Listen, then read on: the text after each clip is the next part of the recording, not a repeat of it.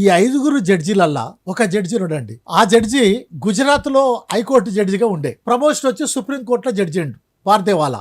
ఆయన గుజర్ రిజర్వేషన్ల పైన జరుగుతున్నటువంటి ఆందోళనలో తీర్పు ఇస్తూ రిజర్వేషన్ వల్ల అవినీతి వల్ల దేశం చెడిపోయింది, రిజర్వేషన్లు వద్దు అని చెప్పాడు. ఇలా చెప్పటాన్ని తప్పుపడుతూ 58 మంది పార్లమెంట్ 78 మంది పార్లమెంటు సభ్యులు ఈయనను ఇంపీచ్మెంట్ చేయాలని చెప్పి సంతకాలు చేసి ఇచ్చారు.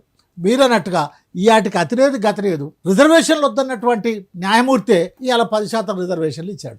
దీన్ని ఎలా చూడాలంటారు? మనకి సుప్రీంకోర్టు ఎక్కడైనా సరే 50% ఈ సామాజిక వర్గాల ప్రాతినిధ్యం ఉండాలి. ఎస్సీ బీసీ ఎస్టీలు సుప్రీంకోర్టులో లేరు. అలాగే లేరు అంటే అర్థం ఏమిటి? అర్హులు లేరని నువ్వు అంటున్నావు. బ్యాక్లాగ్ పోస్టుల గురించి మాట్లాడుతుంటాం కదా. అక్కడ బ్యాక్లాగ్ ఈ ప్రొఫెసర్ 1800 బీసీలకు ఓబీసీలకు ఇవ్వాల్సిన సెంట్రల్ గవర్నమెంట్ ప్రొఫెసర్ పోస్టులు ఖాళీగా పెట్టినారు, అర్హులు లేరు అని.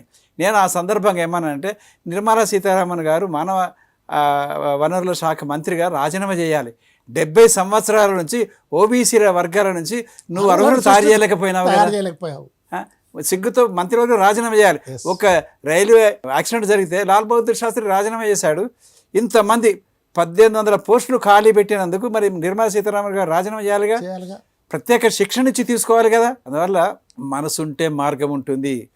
వీళ్ళకి మనసు లేదు కాబట్టి మార్గం లేదు, ఆ వర్గం నుంచి రాలేదు. రైట్. అంబేద్కర్ ఆ సామాజిక వర్గం నుంచి ఎంత కష్టపడి వచ్చాడో ఆ సామాజిక వర్గం కోసం పనిచేసినాడు. అందువల్ల సుప్రీంకోర్టులో రిజర్వేషన్ల ప్రకారంగా ప్రాతినిధ్యం ప్రకారంగా ఈ 50% ప్రకారంగా దాంట్లో ఖచ్చితంగా న్యాయమూర్తులు ఉండాలి, సుప్రీంకోర్టులో ఉండాలి. ఇప్పుడు అన్నిటికన్నా ముఖ్యంగా చెప్పేది సుప్రీం న్యాయ వ్యవస్థలో కూడా రిజర్వేషన్లు అమలు చేయాలి. ఉద్యోగాలు న్యాయమూర్తులలో రిజర్వేషన్ అమలు చేయాలి. అవును, చాలా మంచి. అంతేకాదు, మీరు చెప్పేది నేను ఇంకొక మాట చెప్తున్నాను. ఒక అడుగు ముందుకు వేసి ఇదే బీసీ నోట్బుక్లు రాశాను, ఇంగ్లీష్ కూడా చేశాను. చెప్పండి. పార్లమెంటు నియోజకవర్గాల వారీగా ఐఏఎస్లని ఐఏఎస్లని న్యాయమూర్తులని ఆ తర్వాత సైనికాధికారులని ఎన్నిక చేసుకోవాలి. అంతా పంజాబ్ వాళ్ళు ఎందుకు త్యాగాలు చేయాలండి సైన్యంలో?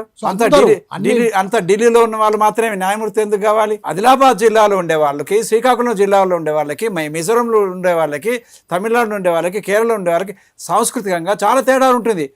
ఆ సాంస్కృతికంగా వారసత్వం తేడా ఉంటుంది. కనుక తీర్పు ఇవ్వడంలో వాటన్నిటి పరిగణన తీసుకోవాలంటే ఆ సామాజిక వర్గాల నుంచి వచ్చే న్యాయమూర్తులు, ఆ సామాజిక వర్గాల నుంచి పరిపాలన మూర్తులు అంటే ఐఏఎస్ అధికారులు నియోజకవర్గాల వారిగా మాత్రమే ఎన్నిక చేయగలగాలి. అక్కడ కూడా మళ్ళీ ఈ 50% రిజర్వేషన్ ప్రకారం ఎన్నిక చేసి తీసుకొచ్చినప్పుడు మాత్రమే ఈ సమాజంలో సామాజిక న్యాయం ముందుకు వస్తూ ఉంటుంది.